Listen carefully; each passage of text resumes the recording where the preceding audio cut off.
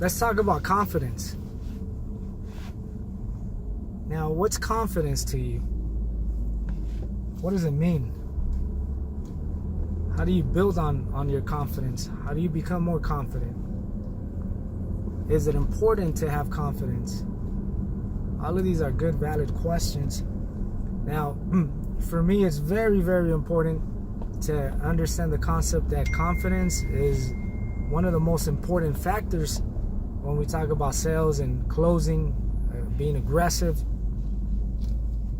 And without confidence, it makes things very difficult.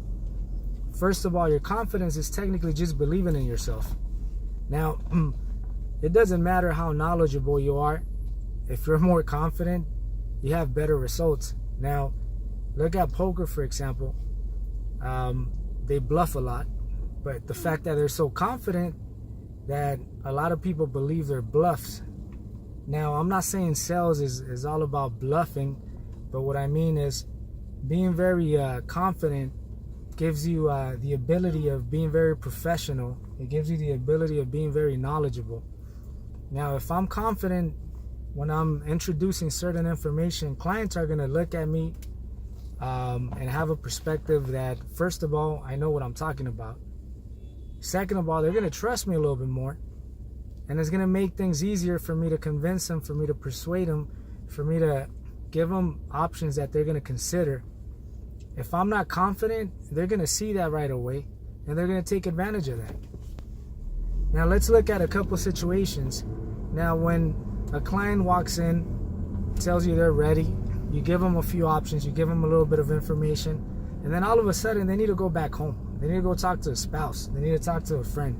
They need to go do a couple transactions at the bank, or they need to go back home and they need to go and get their money. Okay, when for the last 35 minutes they've been telling you that they're perfectly ready to make a decision today.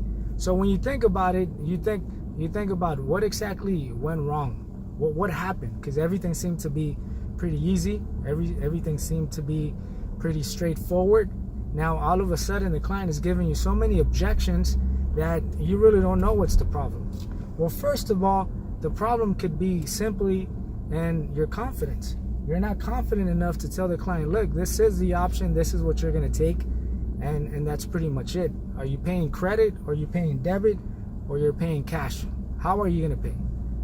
We doubt ourselves, maybe because the client is a little bit more aggressive.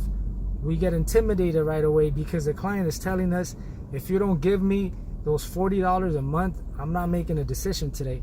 So right away, instead of you believing in your capabilities, believing in yourself, remembering that you have all the knowledge within the grasp of your hand, and you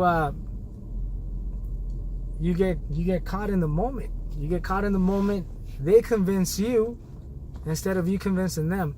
So it makes it very difficult, because now you're introducing information. Even though you're introducing the right information, the fact that you doubt yourself, the fact that the client is intimidating you and they're controlling the conversation, whatever you're telling them, the client is not even listening, for the fact that you're not confident enough to get your point across. So it makes it very difficult to close a deal. It makes it very difficult to get your point across. Now, I'll be honest with you. I follow a few rules, but one of the rules that I follow that's relevant to confidence is that I really don't care what type of information they give me. I really don't care what type of responses they give me, unless those responses are the responses that I'm looking for, which is technically, let's do it. Here's my cash. Here's my credit card. Here's the debit card. Here's my payment. Let's finish this. If they're not telling me let's do this, then whatever they're telling me doesn't really mean anything, because I'm only going to acknowledge what they tell me. I'm not going to accept it, and I'm going to keep working on adding value to the options that I'm giving them. But I'm going to do it with so much confidence, and I believe in myself so much, and I believe that I am giving the right type of information. I believe that my service is very, very high, that I offer the best quality service, and therefore all of that energy is going to make a difference, because they're going to eventually make a decision based on the way I phrase my information, based on the information that I gave them, based on responding to their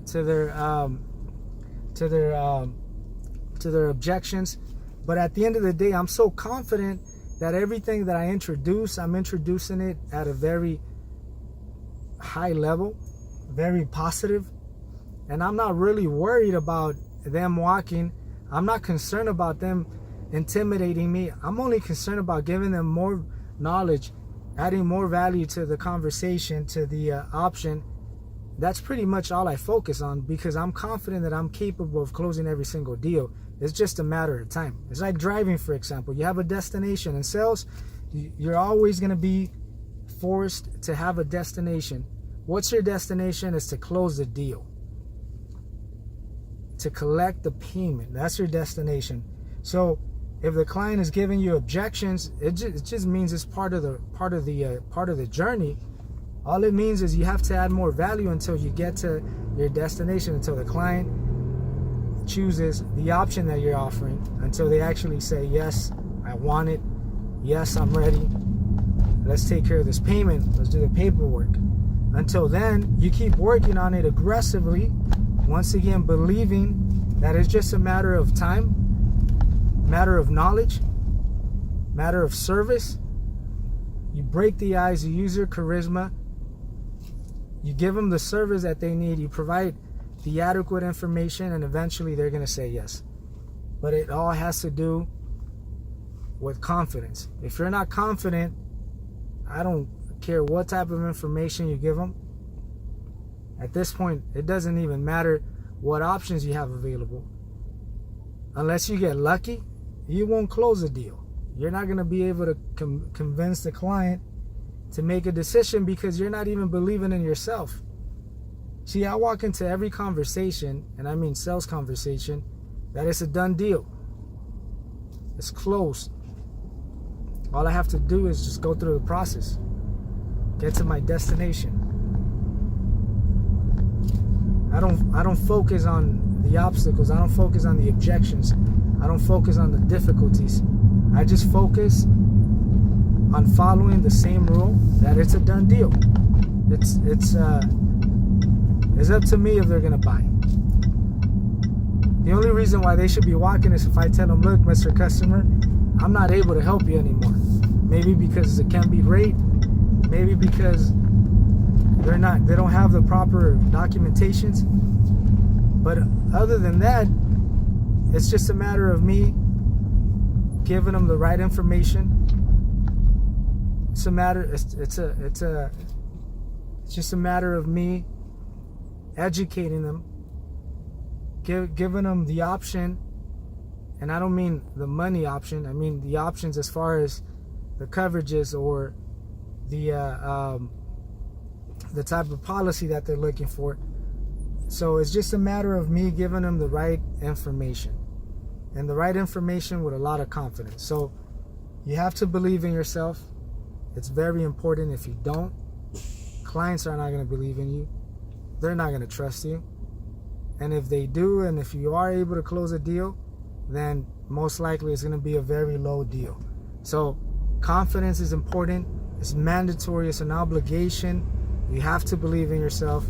You have to believe that you're capable of closing every single deal. It doesn't matter what type of situation they have.